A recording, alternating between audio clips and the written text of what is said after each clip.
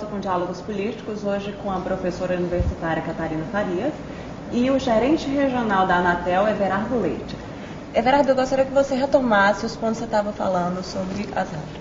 Pois é, a gente estava fazendo considerações sobre a questão da interferência, né? Que na realidade a interferência ela pode ser provocada por qualquer fonte, né, de radiação. Interferência no tráfego aéreo, né, que as rádios são acusadas. Né? Interferência no espectro, né, de uma forma geral, e também, né, na radiocomunicação aeronáutica também é interferência. E pode ser provocado realmente por qualquer fonte de geração de eletromagnética, né? Agora, independente dessa fonte ser uma rádio comercial ou uma rádio comunitária ou até uma rádio dita, né, clandestina, a grande diferença é que no caso das rádios comerciais a gente tem toda uma facilidade de identificação e de correção por conta dos dados técnicos que nós dispomos, por conta da cooperação que existe, de ter uma estrutura de engenharia por trás. Everardo, tá? E a Anatel, ela tem condição de fiscalizar de forma assim, a miúde, as rádios comerciais? Vocês fiscalizam a frequência em que elas estão trabalhando, se elas não estão ultrapassando os patamares que elas são autorizadas? Sim, fiscalizamos. E como é que fica o poder dos empresários sobre vocês, né? Assim, porque a gente sabe que o poder empresarial ele é forte, então ele tem o poder também de calar algumas coisas. Como é que vocês atuam? Olha, no caso da Anatel, ela não tem nenhuma interferência em relação a isso, não sofre nenhuma influência, até porque é o seguinte, a legislação hoje, no caso das rádios, da radiodifusão, ela não permite nem que a Anatel instaure um processo contra a rádio.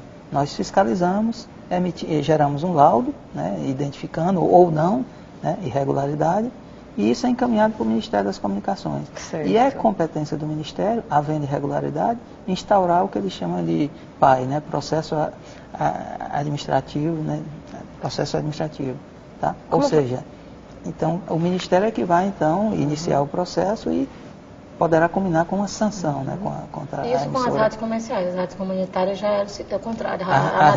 No caso da rádio comunitária, né? Isso, no caso da rádio comunitária, a gente se apoia muito na Lei Geral de Telecomunicações, onde no seu artigo 183 define, né, que o uso do espectro de uma forma não autorizada constitui crime.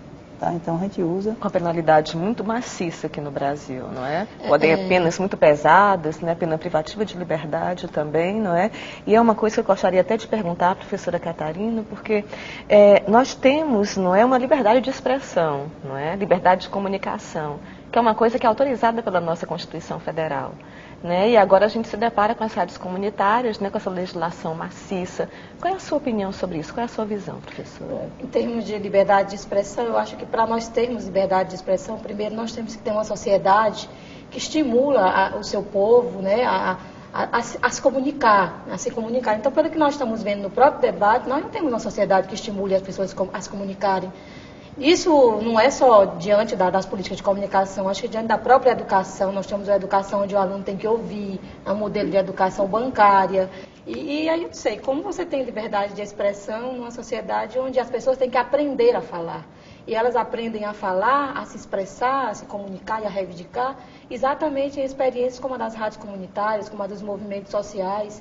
A minha pesquisa de mestrado, que foi sobre a Rádio Santos Dias, uma das rádios fechadas, e creio que um aluno da UFC fez o histórico dessa rádio de forma bem truculenta pela Anatel, ela tinha como título o direito à palavra, né? Exatamente porque essas experiências, elas reconstituem às pessoas o hábito de falar. Então, o hábito de falar, de se mobilizar, ele traz a liberdade de expressão. E como a rádio comunitária é um canal maravilhoso, né, para uma cidade do interior, por exemplo...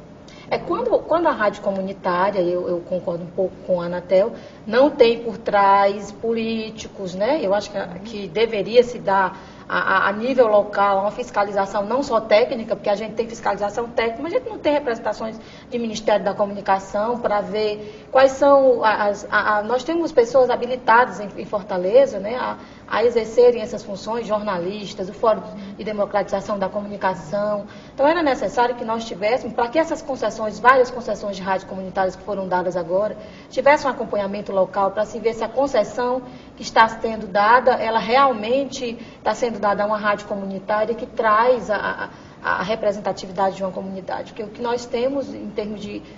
seria interessante uma pesquisa nesse caso, eu acho, ver quais são as rádios que hoje têm concessão. Elas não correspondem às experiências históricas, nenhuma delas. Então, professora, a senhora concorda que com essa normatização, não é, nós temos muito mais uma política de exclusão, não é, do que de inclusão social, não é?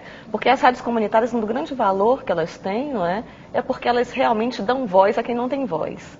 Não é? E parece que isso daí, em alguns territórios, mesmo naqueles que se dizem democráticos, não é? Que eles incomodam muito, não é? Ouvir a voz dos silenciosos, né? Até então. A história das rádios comunitárias ou rádios livres, né? Como acho nomes mais assim condizentes com as experiências, até pelo que elas tentam fazer. E mais uma vez dizendo que eu não estou incluindo aqui as rádios, né? Outros interesses comerciais ou políticos. Elas são uma luta na Espanha. A gente teve o Rejocon agora recentemente aqui, onde veio um professor da Universidade de Málaga, o professor Manuel Chaparro Escudeiro, belíssimo o nome dele, inclusive, porque ele é um escudeiro. E o livro dele é A Democratização dos Meios, onde ele traça toda uma trajetória das histórias das rádios, hoje ainda muito forte na Espanha, de rádios e TVs comunitárias. Porque aí vai ter pessoal lá da Espanha, está bem mais adiantado, está bem mais voltado para essa questão da TV também. E, bom, é uma questão não só nacional, né? É uma questão mundial. As rádios livres começou na França, na Itália, bem mais fortes. Aí a Inglaterra já é outra história. É daí que vem um termo pirata. Né? O nosso tempo já está encerrando. Eu gostaria que o senhor pudesse fazer suas considerações finais sobre o assunto. Certo. A minha consideração é basicamente reafirmar, né, que a Anatel procura atuar sempre, né, em consonância com a lei.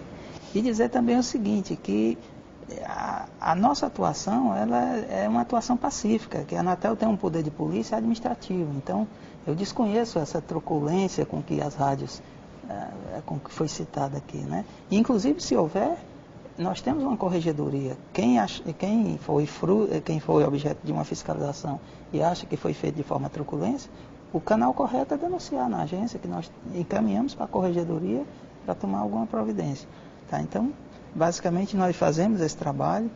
Quando a gente falou há pouco de interferência aeronáutica, não só de rádios, nós tivemos os casos assim, mais frequentes, e os casos mais recentes foram daqueles telefones de longo alcance, telefones sem fios, que trabalham com vários tipos de frequência, dentre elas a frequência exata da radiocomunicação aeronáutica. Fechamos muitos desses, apreendemos. Tá? Então, o nosso trabalho é de vigilância do espectro para que as pessoas possam, inclusive, se comunicar de uma forma clara. É esse o nosso objetivo.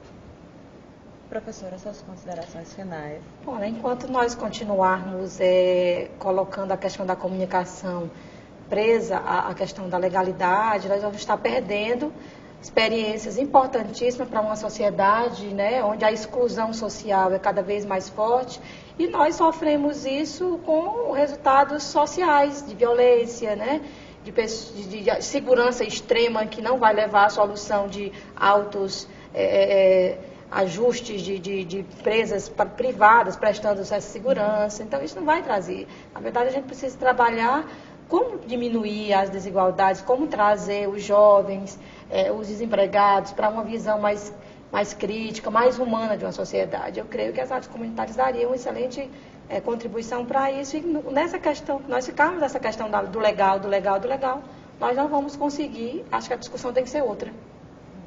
Ok. Nós agradecemos pela presença dos nossos debatedores. Esperamos que o assunto do programa de hoje tenha contribuído para entender mais sobre o universo das rádios comunitárias. Para saber mais ou dar a sua opinião, entre em contato conosco pelo endereço eletrônico dialogospoliticos@unifor.br. Até o próximo Diálogos Políticos.